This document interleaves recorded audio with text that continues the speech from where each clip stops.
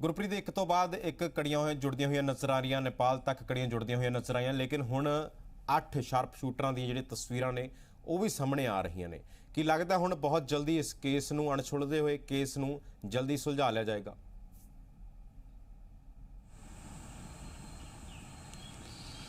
देखो गुरप्रीत, हाले police sharp shooters की पछाण तक पहुंची है। अगे बहुत सारे सवाल ने, ये बहुत सारे फोल्ड्स ने इस केस दे। ये शार्प शूटर्स ने जिहड़े किहदी जिहड़ी किन्हां दे हुक्मां ते आए सी, किहदे निर्देशां ते इत्थे पहुंचे सी। यकीनन शार्प शूटर्स अलग अलग एरियाज तो ने, कोई राजस्थान तो है, कोई महाराष्ट्र तो है, कोई पंजाब तो है, कोई हरियाणा तो है। ये पेड शार्प शूटर्स सीगे। ਇਹਨਾਂ ਨੂੰ ਪੈਸਾ ਕਿਹਨੇ ਮੁਹੱਈਆ ਕਰਾਇਆ, ਕਿਹਦੇ ਇਸ਼ਾਰੇ ਤੇ ਇਹ ਇੱਥੇ ਪਹੁੰਚੇ? ਸਿੱਧੂ ਮੂਸੇਵਾਲੇ ਦੇ ਨਾਲ ਜਿਸ ਬੰਦੇ ਨੇ ਵੀ ਇਹਨਾਂ ਨੂੰ ਨਿਰਦੇਸ਼ ਦਿੱਤੇ, ਸਿੱਧੂ ਮੂਸੇਵਾਲੇ ਦੇ ਨਾਲ ਉਹਨਾਂ ਦੀ ਕੀ ਦੁਸ਼ਮਣੀ ਸੀ? ਇਹ ਬਹੁਤ ਸਾਰੇ ਸਵਾਲ ਨੇ ਜਿਹੜੇ ਨਿਸ਼ਚਿਤ ਤੌਰ ਤੇ ਜਿਹੜੇ ਸ਼ਾਰਪ ਸ਼ੂਟਰਸ ਨੇ ਇਹ ਤਾਂ ਉਹ ਪਿਆਦੇ ਨੇ ਜਿਨ੍ਹਾਂ ਦਾ ਇਸਤੇਮਾਲ ਕੀਤਾ ਗਿਆ। शतरंज ਜਾਂ ਇਹ ਪੂਰੀ ਜਿਹੜੀ ਕਹਾਣੀ ਹੈ, ਪਟਕਥਾ ਹੈ ਜਿਹੜੀ, ਉਹ ਕੌਣ ਲਿਖ ਰਿਹਾ ਸੀ? ਇਹਦੇ ਪਿੱਛੇ ਕੌਣ ਹੈ? ਮਾਸਟਰਮਾਈਂਡ ਪਿੱਛੇ ਕੌਣ ਹੈ? ਸਾਰੀ ਘਟਨਾ ਨੂੰ ਪਲਾਨ ਕਰਨ ਵਾਲਾ, ਅੰਜਾਮ ਦੇਣ ਵਾਲਾ, ਤੇ ਫਿਰ ਇਹ ਸਾਰੀ ਪਲੈਨਿੰਗ ਘੜਨ ਵਾਲਾ, ਅਲੱਗ-ਅਲੱਗ ਥਾਂ ਤੋਂ ਸ਼ਾਰਪ ਸ਼ੂਟਰਸ ਇਕੱਠੇ ਕਰਨ ਵਾਲਾ ਤੇ ਫਿਰ ਉਹਨਾਂ ਨੂੰ ਟਾਰਗੇਟ ਦੇਣ ਵਾਲਾ, ਉਹ ਬੰਦਾ ਕੌਣ ਹੈ? ਇਹ ਕਈ ਸਾਰੇ ਸਵਾਲ ਨੇ ਜਿਹੜੇ ਹਲੇ ਪੁਲਿਸ ਨੇ ਖੰਗਾਲਣੇ ਹੈ। ਨਿਸ਼ਚਿਤ ਹੀ ਪੁਲਿਸ ਇਹਨਾਂ ਤੇ ਲੱਗੀ ਹੋਏਗੀ। ਹੁਣ ਪਹਿਲਾ ਕੰਮ ਇਹ ਹੈ, ਪੁਲਿਸ ਪਛਾਣ ਤੱਕ ਪਹੁੰਚ ਗਈ ਹੈ ਜਿੰਨੀਆਂ ਕਿ ਲੀਡਸ ਪੁਲਿਸ ਨੂੰ ਮਿਲ ਗਿਆ। ਹੁਣ ਦੂਜਾ ਜਿਹੜਾ ਸਭ ਤੋਂ ਅਹਿਮ ਸਟੈਪ ਹੈ ਉਹ ਇਹ ਹੈ ਕਿ ਇਹਨਾਂ ਦੀ ਗ੍ਰਿਫਤਾਰੀ। ਜਦੋਂ ਇਹ ਗ੍ਰਿਫਤਾਰ ਕੀਤੇ ਜਾਣਗੇ ਉਸ ਤੋਂ ਬਾਅਦ ਇਹ ਸਾਹਮਣੇ ਆਏਗਾ ਕਿ ਇਹ ਲੋਕ ਕਿਸ ਦੇ ਇਸ਼ਾਰੇ, ਕਿਸ ਦੇ ਨਿਰਦੇਸ਼ ਤੇ ਇਹ ਕੰਮ ਕਰਕੇ ਗਏ ਆ। ਫਿਰ ਪੁਲਿਸ ਪਹੁੰਚ ਪਾਏਗੀ ਮਾਸਟਰਮਾਈਂਡ ਤੱਕ। ਉਹ ਕਿੰਨੇ ਨੇ? 1 ਹੈ, 2 ਹੈ, 3 ਲੋਕ ਨੇ, ਕਿੰਨੇ ਲੋਕ ਨੇ? ਫਿਰ ਉਹਨਾਂ ਦੇ ਚਿਹਰੇ ਸਾਹਮਣੇ ਆਉਣਗੇ। ਸੋ ਕਈ ਸਾਰੇ ਸਵਾਲ ਨੇ ਜਿਹੜੇ ਹਲੇ ਪੁਲਿਸ ਨੇ ਖੰਗਾਲਣੇ ਬਾਕੀ ਹੈ। ਗੁਰਪ੍ਰੀਤ, ਇੱਕ ਹੋਰ ਜਾਣਕਾਰੀ ਅਹਿਮ ਜ਼ਰੂਰ ਸਾਂਝੀ ਕਰਿਓ, ਸਾਡੇ ਦਰਸ਼ਕਾਂ ਤੱਕ ਪਹੁੰਚਦੀ ਕਰਿਓ ਕਿ ਆਖਿਰ ਇਹ ਕੜੀਆਂ ਜੁੜੀਆਂ ਕਿਵੇਂ, ਜਾਂ ਫਿਰ ਇਹ 8 ਜਿਹੜੀਆਂ ਤਸਵੀਰਾਂ ਨੇ ਸਾਹਮਣੇ ਕਿਵੇਂ ਆਈਆਂ, ਜਿਨ੍ਹਾਂ ਦੇ ਜ਼ਰੀਏ 8 ਤਸਵੀਰਾਂ ਸਾਹਮਣੇ ਆ। ਕਿ ਉਸ ਤੋਂ ਵੀ ਪੁੱਛਗਿੱਛ ਹਾਲਾਂਕਿ ਲਗਾਤਾਰ ਕੀਤੀ ਹੀ ਗਈ ਹੋਣੀ ਹੈ, ਹੋਰ ਵੀ ਲਗਾਤਾਰ ਜਾਰੀ ਹੋਣੀ ਹੈ।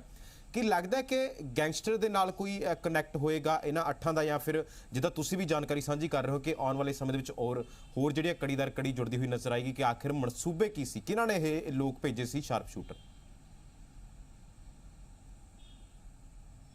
बिल्कुल, ये बड़ा अहम सवाल है गुरप्रीत के ये लोग किस दे इशारे ਜਾਂ किस दे निर्देश ਤੇ ਕੰਮ ਕਰ ਰਹੇ ਸੀ। ਸਭ ਤੋਂ ਵੱਡੀ ਗੱਲ ਇਹ ਹੈ, ਠੀਕ ਹੈ, ਸ਼ਾਰਪ ਸ਼ੂਟਰਸ ਦੀਆਂ ਤਸਵੀਰਾਂ ਜਿਹੜੀਆਂ ਉਹ ਸਾਹਮਣੇ ਆ ਗਈਆਂ, ਪਛਾਣ ਹੋ ਗਈ ਹੈ। ਪਛਾਣ ਇਹਨਾਂ ਦੀ ਹੈਗੀ ਜਿਹੜੀ, ਕਿਉਂਕਿ ਪੁਲਿਸ ਨੇ ਕਈ ਸਾਰੀਆਂ ਗ੍ਰਿਫਤਾਰੀਆਂ ਕੀਤੀਆਂ। ਪੁਲਿਸ ਦੇ ਕੋਲ ਬਹੁਤ ਸਾਰੀਆਂ ਜਿਹੜੀਆਂ ਟੈਕਨੀਕਲ ਜਿਹੜੀ ਅਸਿਸਟੈਂਸ ਹੈ ਪੁਲਿਸ ਨੇ ਉਹ ਲਈ। ਬਹੁਤ ਸਾਰੀਆਂ ਵੀਡੀਓਜ਼ ਨੇ ਜਿਹੜੀਆਂ ਸੀਸੀਟੀਵੀ ਅਲੱਗ-ਅਲੱਗ ਥਾਵਾਂ ਤੋਂ ਸਾਹਮਣੇ ਆਈਆਂ। ਫਤਿਆਬਾਦ ਤੋਂ ਪੈਟਰੋਲ, ਫਤਿਆਬਾਦ ਦੇ ਇੱਕ ਪਿੰਡ ਦੇ ਵਿੱਚੋਂ ਗੱਡੀ ਦੇ ਵਿੱਚ ਤੇਲ ਪਵਾਉਂਦੇ ਹੋਏ ਜਿਹੜੇ ਨੇ ਇਹ ਲੋਕ ਦਿਖਾਈ ਦਿੱਤੇ। ਉਸ ਤੋਂ ਬਾਅਦ ਫਿਰ ਇਹ ਪਤਾ ਲੱਗਿਆ ਕਿ ਇਹਨਾਂ ਦੇ ਵਿੱਚੋਂ 2 ਲੋਕ ਨੇ ਜਿਹੜੇ ਉਹ ਰਾਤੀ ਰੁਕੇ ਕਿਸ ਦੇ ਕੋਲ ਸੀ। ਫਿਰ ਫਤਿਆਬਾਦ ਦੇ ਵਿੱਚੋਂ ਕੁਝ ਹੋਰ ਗ੍ਰਿਫਤਾਰੀਆਂ ਹੋਈਆਂ। ਫਿਰ ਉਸ ਤੋਂ ਬਾਅਦ ਹੌਲੀ ਹੌਲੀ ਕੜੀਆਂ ਨੇ ਜਿਹੜੀਆਂ ਉਹ ਜੁੜਦੀਆਂ ਗਈਆਂ। ਗੱਡੀ ਕਿਸ ਦੀ ਸੀ, ਕਿਸ ਨੇ ਦਿੱਤੀ ਸੀ? ਮਨਪ੍ਰੀਤ ਭਾਊ, ਮਨਪ੍ਰੀਤ ਮੰਨਾ, ਇਹਨਾਂ ਦੇ ਸਾਹਮਣੇ ਆਉਣ ਤੋਂ ਬਾਅਦ ਇਹ ਕਈ ਕੜੀਆਂ ਖੁੱਲਦੀਆਂ ਗਈਆਂ। ਪਰ ਹੁਣ ਅਹਿਮ ਗੱਲ ਹੈ ਜਿਹੜੀ ਉਹ ਇਹ ਹੈ ਕਿ ਇਹ ਲੋਕ ਜਿਹੜੀਆਂ ਜ਼ਿੰਮੇਵਾਰੀਆਂ, ਕਥਿਤ ਤੌਰ ਤੇ ਜਿਹੜੀਆਂ ਜ਼ਿੰਮੇਵਾਰੀਆਂ ਫੇਸਬੁੱਕ ਦੇ ਰਾਹੀਂ ਲਈਆਂ ਜਾ ਰਹੀਆਂ ਸੀ, ਗੋਲਡੀ ਬਰਾੜ ਸਭ ਤੋਂ ਪਹਿਲਾਂ ਉਹ ਜ਼ਿੰਮੇਵਾਰੀ ਲੈਂਦਾ। ਉਸ ਤੋਂ ਬਾਅਦ ਲਾਰੈਂਸ ਬਿਸ਼ਨੋਈ ਦੇ ਨਾਂ ਤੇ ਚੱਲ ਰਹੇ ਜਿਹੜੇ ਫੇਸਬੁੱਕ ਪੇਜਸ ਨੇ ਉਹਨਾਂ ਤੋਂ ਇਹ ਜ਼ਿੰਮੇਵਾਰੀਆਂ ਲਈਆਂ ਜਾਂਦੀਆਂ।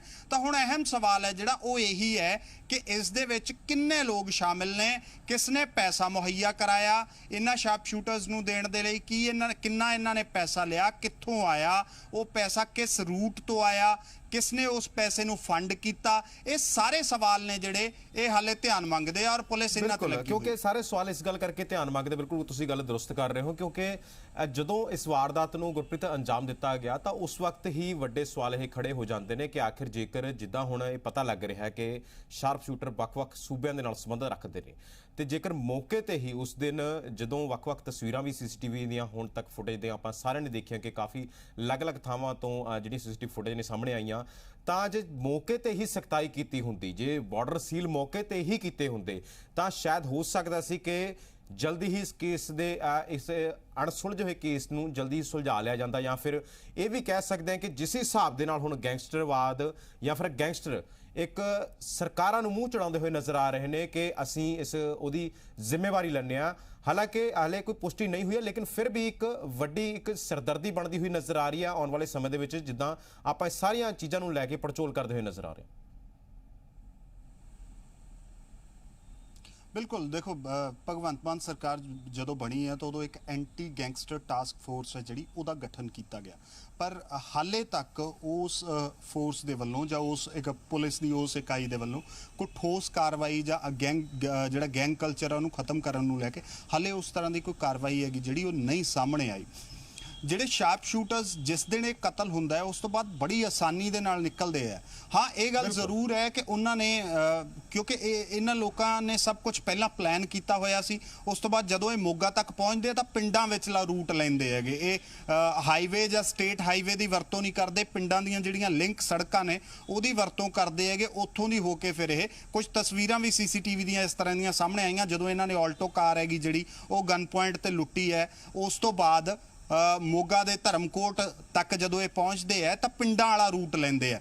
ਪਰ ਫਿਰ ਵੀ ਕਿਤੇ ਨਾ ਕਿਤੇ ਉਸ ਦਿਨ ਹੈਗੀ ਜਿਹੜੀ ਕੋਤਾਹੀ ਦੀ ਗੱਲ ਸਾਰੇ ਲੋਕ ਕਰ ਰਹੇ ਆ ਕਿ ਜੇ ਪੁਲਿਸ ਕਿਸੇ ਵਕਤ ਤਾਂ ਉਹਨਾਂ ਨੇ ਸਟੇਟ ਹਾਈਵੇ ਜਾਂ ਨੈਸ਼ਨਲ ਹਾਈਵੇ ਦੀ ਵਰਤੋਂ ਕੀਤੀ ਹੋਏਗੀ। ਜੇ ਪੁਲਿਸ ਪਿੰਡਾਂ ਦੇ ਵਿੱਚ ਚਲੋ ਠੀਕ ਹੈ ਉਸ ਤਰੀਕੇ ਦੇ ਨਾਲ ਨਾਕੇਬਾਜ਼ੀ ਨਹੀਂ ਹੋ ਸਕਦੀ ਸੀ, ਪਰ ਨਾਕੇਬੰਦੀ ਨਹੀਂ ਹੋ ਸਕਦੀ, ਪਰ ਸਟੇਟ ਹਾਈਵੇ ਨੈਸ਼ਨਲ ਹਾਈਵੇ ਤੇ ਤਾਂ ਨਾਕੇਬੰਦੀ ਬੜਾ ਈਜ਼ੀਲੀ ਹੋ ਸਕਦੀ ਸੀ। ਉਹ ਉੱਥੇ ਕਿਤੇ ਨਾ ਕਿਤੇ ਜਿਹੜੀ ਹੈ ਕੋਤਾਹੀ ਸਾਰੇ ਲੋਕ ਕਹਿ ਰਹੇ ਕਿ ਉਹ ਉਸ ਦਿਨ ਹੋਈ ਹੈ। 2-2.5 ਘੰਟੇ ਹੈਗੇ ਜਿਹੜੇ ਉਹਨਾਂ ਨੇ ਟਰੈਵਲ ਕੀਤਾ ਪੰਜਾਬ ਦੇ ਵਿੱਚ ਤੇ ਫੇਰ ਨਿਕਲੇ ਆ ਇੱਥੋਂ। ਕਿਉਂਕਿ ਖਾਸ ਤੌਰ ਤੇ ਗੁਰਪ੍ਰੀਤ ਜੇਕਰ ਆਪਾਂ ਦੇਖੀਏ ਤਾਂ ਰਾਜਸਥਾਨ ਦਾ ਬਾਰਡਰ ਨਾਲ ਲੱਗਦਾ ਹੈ ਤੇ ਪਹਿਲਾਂ ਇਹ ਚੀਜ਼ ਚਾਹੀਦੀ ਸੀ ਕਿ ਸ਼ਾਇਦ ਜੇਕਰ ਬਾਰਡਰਾਂ ਨੂੰ ਸੀਲ ਕੀਤਾ ਜਾਂਦਾ ਬਜਾਏ ਇਸ ਦੇ ਨਾਕਾਬੰਦੀ ਕਰਨ ਦੇ ਦੌਰਾਨ, ਕਿਉਂਕਿ ਜਿਹੜੀ ਬਲੈਰੋ ਗੱਡੀ ਦੇਖੀ ਗਿਆ ਉਸ ਦੇ ਵਿੱਚ ਪੰਜਾਬ ਨੰਬਰ ਦੀਆਂ ਵੀ ਨੰਬਰ ਪਲੇਟਾਂ ਮੌਜੂਦ ਪਾਈਆਂ ਗਈਆਂ ਨੇ, ਦਿੱਲੀ ਨੰਬਰ ਉਹਨਾਂ ਦੇ ਉਹ ਬਲੈਰੋ ਗੱਡੀ ਦੇ ਉੱਪਰ ਲੱਗਿਆ ਹੋਇਆ ਸੀ ਤੇ ਉਸ ਤੋਂ ਬਾਅਦ ਆਲਟੋ ਕਾਰ ਖੋਈ ਜਾਂਦੀ ਆ। ਤਾਂ ਮਤਲਬ ਬਹੁਤ ਈਜ਼ੀ ਤਰੀਕੇ ਦੇ ਨਾਲ ਉਹਨਾਂ ਨੇ ਆਪਣੇ ਪੈਰ ਜ਼ਰੂਰ ਪਸਾਰੇ ਨੇ। ਇੱਕ ਗੱਲ ਜ਼ਰੂਰ ਹੈ ਕਿ ਕੋਤਾਹੀ ਜ਼ਰੂਰ ਹੋਈ ਆ, ਹੋ ਸਕਦਾ ਸੀ ਕਿ ਬਹੁਤ ਜਲਦ ਉਹ ਫੜੇ ਜਾ ਸਕਦੇ ਸੀ, ਹੋ ਸਕਦਾ ਸੀ ਕਿ ਇਸ ਵਾਰਦਾਤ ਨੂੰ ਅੰਜਾਮ ਹੀ ਨਾ ਦੇ ਪਾਉਂਦੇ ਜੇਕਰ ਪਹਿਲਾਂ ਜਿਸ ਹਿਸਾਬ ਦੇ ਨਾਲ ਘੱਲੂਘਾਰਾ ਦਿਵਸ ਨੂੰ ਮੱਦੇ ਨਜ਼ਰ ਰੱਖਦੇ ਹੋਏ ਜਿਸ ਹਿਸਾਬ ਦੇ ਨਾਲ ਨਾਕੇਬੰਦੀ ਕੀਤੀ ਗਈ ਸੀ ਉਹਨੂੰ ਆਪਾਂ ਇਹ ਚੀਜ਼ ਜ਼ਰੂਰ ਦੇਖਦੇ ਹਾਂ ਕਿ ਨਾਕੇਬੰਦੀ ਕੀਤੀ ਗਈ ਹੈ, ਗੱਡੀਆਂ ਦੀ ਚੈਕਿੰਗ ਕੀਤੀ ਜਾ ਰਹੀ ਹੈ। ਆਖਿਰ ਉਹ ਇੱਕ ਚੈਕਿੰਗ ਇੱਕ ਨਾਮ ਦੀ ਚੈਕਿੰਗ ਲੱਗ ਰਹੀ ਹੈ। ਸ਼ਾਇਦ ਇਹੀ ਕਾਰਨ ਹੈ ਕਿ ਬਲੈਰੋ ਗੱਡੀ ਦੇ ਵਿੱਚੋਂ 2 ਨੰਬਰ ਪਲੇਟਾਂ ਮਿਲੀਆਂ ਨੇ, ਇੱਕ ਦਿੱਲੀ ਦੀ ਉਸ ਤੇ ਲੱਗੀ ਹੋਈ ਤੇ ਪੰਜਾਬ ਦੀ ਉਸ ਦੇ ਵਿੱਚ ਪਈ ਸੀ। ਬਿਲਕੁਲ ਇਹ ਜਿਹੜਾ ਹੈਗਾ ਮੋਡਸ ਆਪਰੈਂਡੀ ਇਹੀ ਹੈ ਪੰਜਾਬ ਦੇ ਵਿੱਚ। ਜਿਸ ਤਰੀਕੇ ਦੀਆਂ ਜੇ ਤੁਸੀਂ ਪੁਰਾਣੀਆਂ ਵੀ ਥੋੜੀਆਂ ਜਿਹੜੀਆਂ ਕ੍ਰਿਮੀਨਲ ਐਕਟੀਵਿਟੀਜ਼ ਨੇ ਉਹਨਾਂ ਨੂੰ ਦੇਖੋਗੇ ਤਾਂ ਜਿਹੜੇ ਇਸ ਤਰ੍ਹਾਂ ਦੇ ਕ੍ਰਿਮੀਨਲਸ ਨੇ ਇਹਨਾਂ ਦਾ ਕੰਮ ਕਰਨ ਦਾ ਤਰੀਕਾ ਇਹੀ ਹੈ। ਇਹ ਜਿਹੜੀਆਂ ਜਾਲੀ ਨੰਬਰ ਪਲੇਟਸ ਨੇ ਉਹਨਾਂ ਦਾ ਇਸਤੇਮਾਲ ਕਰਦੇ ਆ, ਉਹਨਾਂ ਨੂੰ ਲਾਉਂਦੇ ਆ। ਇੱਥੇ ਇੱਕ ਹੋਰ ਯੂਜ਼ ਕੀਤੀ, ਉਸ ਤੋਂ ਬਾਅਦ ਜੇ ਅਗਲੇ ਕਿਸੇ ਡਿਸਟ੍ਰਿਕਟ ਦੇ ਵਿੱਚ ਐਂਟਰ ਕਰ ਰਹੇ ਆ ਤਾਂ ਫਿਰ ਕਿਤੇ ਹੋਰ ਇੱਕ ਨੰਬਰ ਪਲੇਟ ਹੈਗੀ ਜਿਹੜੀ ਉਹ ਯੂਜ਼ ਕਰ ਲਈ, ਕਿਉਂਕਿ ਮੌਕੇ ਤੇ ਪੁਲਿਸ ਦੇ ਕੋਲ ਕੋਈ ਇਸ ਤਰ੍ਹਾਂ ਦਾ ਉਹ ਨਹੀਂ ਹੈ। ਪਰ ਇਹ ਇੱਕ ਚੀਜ਼ ਦੀ ਸ਼ਾਇਦ ਇੱਥੇ ਜ਼ਰੂਰਤ ਹੈ ਕਿ ਹੁਣ ਜਿਹੜੀਆਂ ਮਾਈਕਰੋ ਚਿਪ ਵਾਲੀਆਂ ਨੰਬਰ ਪਲੇਟਸ ਨੇ ਉਹ ਜ਼ਰੂਰੀ ਕੀਤੀਆਂ ਜਾਣ। ਉਹ ਸ਼ਾਇਦ ਇਸ ਤਰ੍ਹਾਂ ਦੀਆਂ ਜਿਹੜੀਆਂ ਘਟਨਾਵਾਂ ਜਾਂ ਇਸ ਤਰ੍ਹਾਂ ਦੇ ਜਿਹੜੇ ਲੋਕ ਨੇ ਉਹ ਠੱਲ ਜ਼ਰੂਰ ਪਾ ਸਕਦੇ। ਸੋ ਬਿਲਕੁਲ, ਆਖਿਰ ਇਹ ਅਕਸਰ ਦੇਖਿਆ ਗਿਆ ਆਪਾਂ ਨੇ ਕਿ ਕੋਈ ਵੀ ਵਾਰਦਾਤ ਹੋਣ ਤੋਂ ਬਾਅਦ ਹੀ ਜੋ ਹੈ ਪ੍ਰਸ਼ਾਸਨ ਹਰਕਤ ਦੇ ਵਿੱਚ ਆਉਂਦਾ। ਜੇ ਪਹਿਲਾਂ ਆਉਂਦਾ ਹੋਵੇ ਤਾਂ ਅੱਜ ਸ਼ਾਇਦ ਉਹ ਜਵਾਨ ਪੁੱਤ, ਉਹ ਚਾਹਣ ਵਾਲਾ ਜਿਸ ਨੂੰ ਕਾਫੀ ਜਿਨ੍ਹਾਂ ਦੇ ਚਾਹਣ ਵਾਲੇ ਸੀ ਦੇਸ਼ਾਂ ਵਿੱਚ, ਉਹ ਅੱਜ ਆਪਣੇ ਵਿਚਕਾਰ ਹੁੰਦਾ ਤੇ ਅੱਜ ਸਥਿਤੀ ਕੁਝ ਹੋਰ ਹੁੰਦੀ। ਲੇਕਿਨ ਜਿਸ ਹਿਸਾਬ ਦੇ ਨਾਲ ਸੁਰੱਖਿਆ ਦੇ ਪਰਪਸ ਦੇ ਨਾਲ ਵੀ ਪਿਛਲੇ ਦਿਨੀ ਕਾਫੀ ਚਰਚਾ ਚੱਲ ਰਹੀ ਹੈ ਸੂਬਾ ਸਰਕਾਰ, ਕੀ ਲੱਗਦਾ ਆਉਣ ਵਾਲੇ ਦਿਨਾਂ ਦੇ ਵਿੱਚ ਉਸ ਸਾਰੀਆਂ ਚੀਜ਼ਾਂ ਨੂੰ ਦਰੁਸਤ ਕਰਕੇ ਹੁਣ ਸੂਬਾ ਸਰਕਾਰ ਕੋਈ ਵੀ ਐਕਸ਼ਨ ਲਊਗੀ ਜਿਸ ਦੇ ਨਾਲ ਅਜਿਹਾ ਬਖਰੇਵਾਂ, ਅਜਿਹਾ ਬਖੇਰਾ ਕੋਈ ਨਾ ਪਵੇ? ਦੇਖੋ, ਸੂਬਾ ਸਰਕਾਰ ਦੀ ਹੁਣ ਇਹੀ ਕੋਸ਼ਿਸ਼ ਹੈ ਗੁਰਪ੍ਰੀਤ ਕਿ ਕਿਸੇ ਤਰੀਕੇ ਜਿਹੜੇ ਸਵਾਲ ਉੱਠ ਰਹੇ ਨੇ, ਜਿੰਨਾ ਗੁੱਸਾ ਜਾਂ ਜਿੰਨੀ ਰੁਸਵਾਈ, ਜਿੰਨਾ ਸ਼ਿਕਵਾ ਹੈ ਜਿਹੜਾ ਪੰਜਾਬ ਦੇ ਲੋਕ ਇਸ ਵਕਤ ਸਰਕਾਰ ਦੇ 2-3 ਫੈਸਲਿਆਂ ਦੇ ਨਾਲ ਦਿਖਾ ਰਹੇ। ਇੱਕ ਤਾਂ ਇਹੀ ਕਿ ਸਿਕਿਉਰਿਟੀ ਵਾਪਸ ਕਿਉਂ ਲਈ ਗਈ, ਦੂਜਾ ਜੇ ਵਾਪਸ ਵੀ ਤੁਸੀਂ ਲਈ ਹੈ ਤਾਂ ਫਿਰ ਉਹਨੂੰ ਸੋਸ਼ਲ ਮੀਡੀਆ ਤੇ ਪ੍ਰਚਾਰਿਆ ਕਿਉਂ। ਇਹ ਇਸ ਤਰ੍ਹਾਂ ਦੇ ਸਵਾਲ ਹੈ ਕਿ ਜਿਹਦੇ ਨਾਲ ਕਿਤੇ ਨਾ ਕਿਤੇ ਜਿਹੜਾ ਗੁੱਸਾ ਹੈ ਜਾਂ ਪੰਜਾਬ ਸਰਕਾਰ ਦੀ ਪਪੂਲੈਰਿਟੀ ਜਿਹੜੀ, ਕਿਉਂਕਿ ਹਾਲੇ ਜਿਵੇਂ ਕਹਿੰਦੇ ਹੁੰਦੇ ਆ ਕਿ ਪਹਿਲੇ 6-7 ਮਹੀਨੇ ਸਰਕਾਰ ਦਾ ਹਨੀਮੂਨ ਪੀਰੀਅਡ ਹੀ ਹੁੰਦਾ ਔਰ ਇਸੇ ਦੌਰਾਨ ਹੀ ਪਬਲਿਕ ਦਾ ਗੁੱਸਾ ਹੈ ਜਿਹੜਾ ਉਹ ਕਿਤੇ ਨਾ ਕਿਤੇ ਸਰਕਾਰ ਨੂੰ ਸਾਹਮਣਾ ਉਹਦਾ ਕਰਨਾ ਪੈ ਰਿਹਾ। ਸਰਕਾਰ ਦੀ ਕੋਸ਼ਿਸ਼ ਇਹੀ ਹੈ ਕਿ ਇਹਦੀ ਜੜ ਤੱਕ ਜਾਇਆ ਜਾਏ ਔਰ ਜਲਦੀ ਜਿਹੜਾ ਸਾਰੇ ਦਾ ਸਾਰਾ ਅਨਰਥ ਅਨਕਵਰ ਕੀਤਾ ਜਾਏ। ਪੰਜਾਬ ਪੁਲਿਸ ਤੇ ਵੀ ਇਹ ਵੱਡੀ ਚੁਣੌਤੀ ਹੈ ਪੰਜਾਬ ਪੁਲਿਸ ਦੇ ਲਈ, ਕਿਉਂਕਿ ਉਧਰ ਦਿੱਲੀ ਪੁਲਿਸ ਵੀ ਆਪਣੇ ਲੈਵਲ ਤੇ ਇਸ ਪੂਰੇ ਮਾਮਲੇ ਨੂੰ ਖੰਗਾਲਣ ਦੇ ਵਿੱਚ ਲੱਗੀ ਹੋਈ ਹੈ, ਤਾਂ ਪੰਜਾਬ ਪੁਲਿਸ ਦੇ ਲਈ ਵੀ ਇਹ ਇੱਕ ਚੁਣੌਤੀ ਹੈ ਮਾਮਲਾ ਕਿ ਜਲਦੀ ਤੋਂ ਜਲਦੀ ਇਹਨੂੰ ਹੱਲ ਕੀਤਾ ਜਾਵੇ। ਗੁਰਪ੍ਰੀਤ, ਜੇਕਰ ਹੋਰ ਅਪਡੇਟ ਦੇ ਸਕਦੇ ਹੋ ਤਾਂ ਤੁਹਾਡੇ ਤੋਂ ਇੱਕ ਸਵਾਲ ਹੋਰ ਮੈਂ ਜ਼ਰੂਰ ਲੈਣਾ ਚਾਹੂੰਗਾ ਕਿ ਜਿਸ ਹਿਸਾਬ ਦੇ ਨਾਲ ਡੀਜੀਪੀ ਪੰਜਾਬ ਦੇ ਉੱਪਰ ਇੱਕ ਵੱਡੀ ਜ਼ਿੰਮੇਵਾਰੀ ਹੁਣ ਲੱਗ ਰਹੀ ਹੈ ਪੂਰੇ ਮਾਮਲੇ ਨੂੰ ਸੁਲਝਾਉਣ ਦੇ ਲਈ, ਤੇ ਦੂਸਰੇ ਪਾਸੇ ਜਿਹੜਾ ਪੀੜਤ ਪਰਿਵਾਰ ਹੈ ਯਾਨੀ ਕਿ ਸਿੱਧੂ ਮੂਸੇਵਾਲਾ ਦਾ ਪਰਿਵਾਰ ਹੈ ਉਹ ਇਹ ਮੰਗ ਕਰ ਰਿਹਾ ਲਗਾਤਾਰ ਕਿ ਕੇਂਦਰ ਦੀ ਏਜੰਸੀਆਂ ਤੋਂ ਇਸ ਦੀ ਯਾਨੀ ਕਿ ਸੀਬੀਆਈ ਜਾਂ ਫਿਰ NIA ਤੋਂ ਜਾਂਚ ਹੋਣੀ ਚਾਹੀਦੀ ਹੈ। ਕੀ ਲੱਗਦਾ ਕਿ ਉੱਥੇ ਤੱਕ ਜਾਣ ਦੀ ਨੌਬਤ ਨਹੀਂ ਪਏਗੀ ਤੇ ਸੂਬਾ ਸਰਕਾਰ ਜਾਂ ਫਿਰ ਸੂਬਾ ਪੁਲਿਸ ਇਸ ਪੂਰੇ ਮਾਮਲੇ ਨੂੰ ਸੁਲਝਾ ਲਊਗੀ? देखो, सरकार की कोशिश यही है पंजाब सरकार की, हालांकि जे आप देखिए तो एक पासों सैटबैक तो पंजाब सरकार नूं लग चुका है। सब तो पहला संस्कार नहीं सी होण दिता परिवार ने, पोस्टमार्टम दे लई भी नहीं सी मन्ने, ते पहली मंग ये रखी सी कि हाई कोर्ट दे किसी सिटिंग जज की निगरानी हेठ इहदी जांच कराई जाए, पर वो है जो हाई कोर्ट ने ज़्यादा केसिस होण करके ते किसी जज दे फ्री ना होण करके सूबा सरकार की ये मंग है जिहड़ी वो ठुकराती है। उस तो बाद जिहड़ा सिद्धू मूसेवाले का परिवार है, जिहड़ी विक्टिम धिर है, पीड़ित धिर है, वो ये मंग कर रही है कि केंद्रीय जांच एजेंसियों तो मंग कराई जाए। सूबा सरकार इस गल ते हले सहमत हुंदी नहीं दिखाई दिंदी। उहदे 2-3 कारण ने। कवर सूबा सरकार ये लै सकदी है कि इस दे नाल जिहड़ी पंजाब पुलिस जां पंजाब दीयां जिहड़ियां फोर्सेस ने उन्हां दा मोरल डाउन हुंदा है कि असीं भी कैपेबल सीगे इस मामले नूं सुलझाउण दे, तां खो के क्यों केंद्र नूं दित्ता गया। कवर ये लिया जा सकता है, पर जे ये केंद्र दे कोल जांच जाती है तो फिर बहुत सारे सवाल पंजाब सरकार ते सब तो पहला उठणगे कि सिक्योरिटी वापस लैण दा फैसला किहदा सी, जदों थ्रैट सी, जदों इस तो पहला ही सिद्धू मूसेवाला नूं लैके पहले ही आगाह किया गया सी कि ओनू हाई रिस्क है, हाई थ्रैट ते है, हायर टारगेट है, तो ओदी सिक्योरिटी वापस लैण दा सिक्योरिटी रिव्यू किने कीती है, किहदे कहण ते वापस लई गई है। दूजा सवाल ये कि जे वापस लई गई तो फिर उसनूं इस तरीके दे नाल प्रचारिया क्यों गया सोशल मीडिया ते। पहले 2-3 सवाल तो फिर यही बनते हैगे। जिहड़ी अपनी जांच दे विच बेशक पंजाब सरकार ये सवालों नूं ना हो करे, सीधा कातलों तक पहुँचण दी, जिहड़े किलर्स ने उन्हां तक पहुँचण की कोशिश करे, पर जे किते केंद्रीय जांच एजेंसियां दे कोल जांच जाती है तो फिर केंद्रीय जांच एजेंसियां ये भी पहले 2-3 सवाल है जिहड़े वो खंगालणगियां ते वो सवाल किते ना किते पंजाब सरकार दे लई भारी ना पै जाण।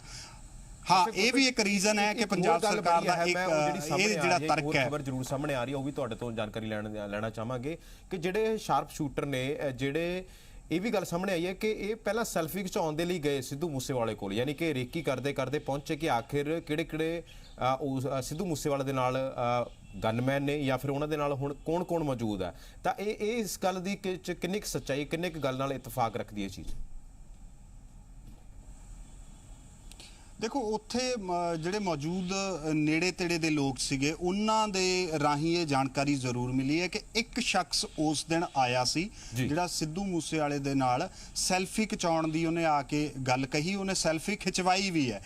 ਤੇ ਕੁਝ ਜਿਹੜੇ ਉੱਥੇ ਲੋਕ ਮੌਜੂਦ ਸੀ ਉਹਨਾਂ ਦੇ ਨਾਲ ਗੱਲਾਂ ਬਾਤਾਂ ਦੇ ਵਿੱਚ ਇਹ ਗੱਲ ਜ਼ਰੂਰ ਸਾਹਮਣੇ ਆਈ ਸੀ ਕਿ ਉਸ ਤੋਂ ਬਾਅਦ ਉਹ ਬਾਹਰ ਨਿਕਲਿਆ। ਉਹ ਸ਼ਖਸ ਪਹਿਲਾਂ ਕਦੀ ਨਹੀਂ ਸੀ ਆਇਆ, ਅਣਜਾਣ ਸ਼ਖਸ ਸੀ, ਸੈਲਫੀ ਖਿਚਾਈ ਹੈ, ਫਿਰ ਉਹ ਬਾਹਰ ਨਿਕਲਿਆ ਤੇ ਫਿਰ ਉਹਨੇ ਕਿਸੇ ਨੂੰ ਇਹ ਇੰਨਾ ਜ਼ਰੂਰ ਫੋਨ ਕੀਤਾ ਕਿ ਮੈਂ ਇੱਥੋਂ ਨਿਕਲ ਰਿਹਾ, ਸਿੱਧੂ ਮੂਸੇਵਾਲਾ ਘਰੋਂ ਨਿਕਲ ਗਿਆ। ਸੋ ਇਹ ਜ਼ਰੂਰ ਹੈ। ਦੇਖੋ ਗੁਰਪ੍ਰੀਤ, ਜਦੋਂ ਇਸ ਤਰ੍ਹਾਂ ਦਾ ਐਡਾ ਕੰਮ ਹੋਇਆ, ਪੁਣੇ ਤੋਂ ਲੋਕ ਆਏ ਹੈ, ਤਾਂ ਉਹਨਾਂ ਨੂੰ ਨਾ ਤਾਂ ਕੋਈ ਇਸ ਏਰੀਆ ਦੇ ਬਾਰੇ ਪਤਾ ਸੀ, ਨਾ ਸਿੱਧੂ ਮੂਸੇਵਾਲੇ ਦੀਆਂ ਜਿਹੜੀਆਂ ਗਤੀਵਿਧੀਆਂ ਉਹਨਾਂ ਦੇ ਬਾਰੇ ਕੋਈ ਪਤਾ ਸੀ।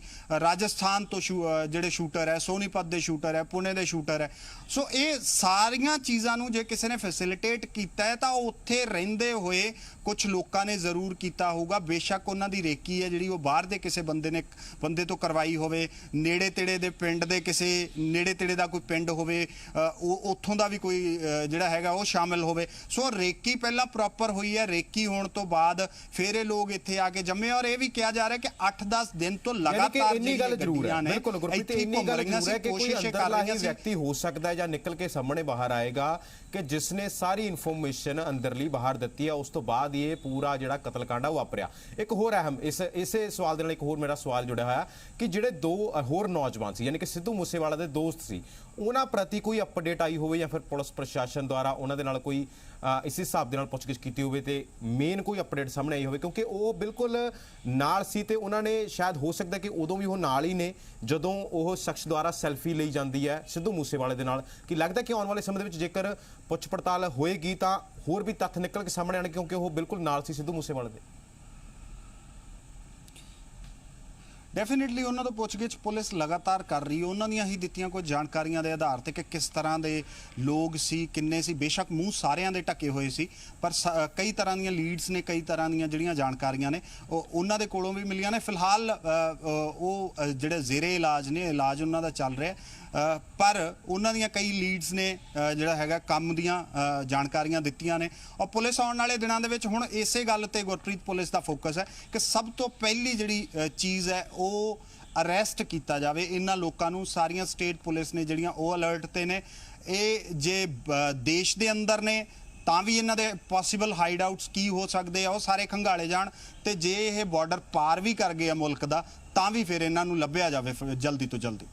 ਸੋ ਬਿਲਕੁਲ, ਕਿਉਂਕਿ ਗੁਰਪ੍ਰੀਤ ਲੱਭਣ ਦੀ ਬੇहद ਜਲਦੀ ਇਸ ਗੱਲ ਕਰਕੇ ਲੋੜ ਹੈ ਕਿਉਂਕਿ ਖਬਰ ਇੱਕ ਇਹ ਵੀ ਆ ਰਹੀ ਹੈ ਕਿ ਜਿਹੜੇ ਅਦਾਕਾਰ ਨੇ, ਜਿਹੜੇ ਸਲਮਾਨ ਖਾਨ ਅਦਾਕਾਰ ਨੇ, ਉਹਨਾਂ ਨੂੰ ਵੀ ਜਾਨੋਂ ਮਾਰਨ ਦੀ ਧਮਕੀ ਮਿਲੀ ਹੈ ਤੇ ਵਿੱਚੋਂ ਜ਼ਿਕਰ ਕੀਤਾ ਗਿਆ ਕਿ ਜਿੱਦਾਂ ਸਿੱਧੂ ਮੂਸੇਵਾਲਾ ਦਾ ਕਤਲ ਕੀਤਾ ਗਿਆ ਉੱਦਾਂ ਹੀ ਸਲਮਾਨ ਖਾਨ ਦਾ ਕਤਲ ਕੀਤਾ ਜਾਊਗਾ। ਕੀ ਲੋੜ ਹੈ ਕਿ ਜਲਦੀ ਹੀ ਕੇਂਦਰ ਦੀਆਂ ਏਜੰਸੀਆਂ ਵੀ ਸਤਰਕ ਹੋਣ ਇਸ ਚੀਜ਼ ਨੂੰ ਲੈ ਕੇ ਤਾਂ ਜੋ ਕੋਈ ਵੀ ਇਹੋ ਜਿਹੀ ਅਣਸੁਖਾਵੀ ਘਟਨਾ ਨਾ ਵਾਪਰੇ?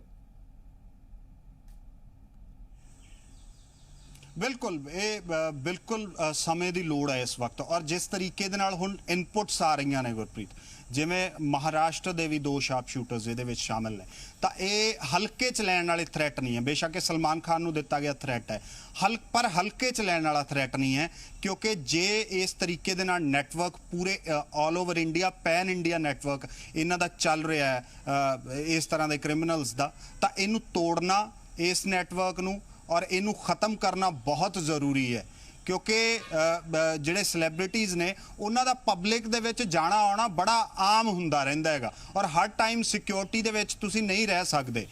ਤੁਸੀਂ ਸਟੇਜ ਸ਼ੋਜ਼ ਕਰਨੇ ਨੇ, ਆਮ ਪਬਲਿਕ ਦੇ ਵਿੱਚ ਵਿਚਰਨਾ ਹੈ, ਸ਼ੂਟਿੰਗਸ ਤੇ ਜਾਣਾ ਹੈ, ਹਰ ਵਕਤ ਤੁਹਾਡੀ ਸਿਕਿਉਰਿਟੀ ਹੈ ਜਿਹੜੀ ਉਹ ਤੁਹਾਡੇ ਨਾਲ ਪਰਛਾਵੇਂ ਵਾਂਗੂ ਨਹੀਂ ਰਹਿ ਸਕਦੀ। ਸੋ ਇਹ ਜਿਹੜੇ ਨੈਟਵਰਕ ਨੇ ਹੁਣ ਇਹ ਤੋੜਨੇ ਬੇहद ਜ਼ਰੂਰੀ ਨੇ।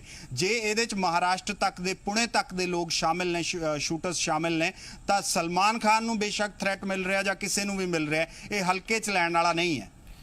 ਸੋ ਬਿਲਕੁਲ ਗੁਰਪ੍ਰੀਤ, ਹਲਕੇ 'ਚ ਲੈਣੇ ਵਾਲੀ ਗੱਲ ਬਿਲਕੁਲ ਵੀ ਨਹੀਂ ਹੈ। ਜੇਕਰ ਜਲਦ ਹੀ ਕਾਤਲਾਂ ਤੱਕ ਨਾ ਪਹੁੰਚਿਆ ਗਿਆ ਤਾਂ ਫਿਰ ਕੋਈ ਵੱਡੀ ਹੋਰ ਵਾਰਦਾਤ ਨੂੰ ਵੀ ਉਹ ਅੰਜਾਮ ਦੇ ਸਕਦੇ ਨੇ। ਸੋ ਫਿਲਹਾਲ ਗੁਰਪ੍ਰੀਤ, ਤੁਹਾਡਾ ਬਹੁਤ-ਬਹੁਤ ਸ਼ੁਕਰੀਆ। ਤੁਹਾਡੇ ਤੋਂ ਫਿਲਹਾਲ ਦੇ ਲਈ ਇਜਾਜ਼ਤ ਲਵਾਂਗੇ ਤੇ ਮੁੜ ਵੀ ਤੁਹਾਡੇ ਕੋਲੋਂ ਅਪਡੇਟ ਲੈਂਦੇ ਰਵਾਂਗੇ। ਲੇਕਿਨ ਦੱਸ ਦਈਏ ਕਿ ਵੱਡੀ ਗੱਲ ਇਹ ਹੈ ਕਿ ਆਖਿਰ ਹੁਣ ਕੜੀ ਨਾਲ ਕੜੀ ਤਾਂ ਜੁੜਦੀ ਹੋਈ ਜ਼ਰੂਰ ਨਜ਼ਰ ਆ ਰਹੀ ਹੈ ਤੇ 8 ਤਸਵੀਰਾਂ ਵੀ ਸਾਹਮਣੇ ਆਈਆਂ ਨੇ, ਲੇਕਿਨ ਹੁਣ ਵੱਡਾ ਸਵਾਲ ਇਹੀ ਖੜਾ ਹੋ ਰਿਹਾ ਕਿ ਆਖਿਰ ਇਹ 8 ਤਸਵੀਰਾਂ ਇੱਥੇ ਪਹੁੰਚੀਆਂ ਕਿਵੇਂ? ਯਾਨੀ ਕਿ ਇਹਨਾਂ ਦੁਆਰਾ ਜਿਹੜਾ ਕਤਲ ਕੀਤਾ ਗਿਆ ਉਹ ਕਿਸ ਦੇ ਕਹਿਣ ਤੇ ਕੀਤਾ ਗਿਆ, ਕਿਸ ਦੁਆਰਾ, ਕਿਸ ਦੇ ਇਸ਼ਾਰੇ ਤੇ ਕੀਤਾ ਗਿਆ, ਪੂਰੀ ਵਾਰਦਾਤ ਨੂੰ ਕਿਵੇਂ ਜਿਹੜਾ ਹੈ ਉਹ ਪਲਾਨ ਕੀਤਾ ਗਿਆ? ਇਹ ਸਾਰੇ ਸਵਾਲ ਨੇ ਜਿਹੜੇ ਕਿ ਸਾਰਿਆਂ ਦੇ ਜ਼ਿਹਨ ਦੇ ਵਿੱਚ ਨੇ।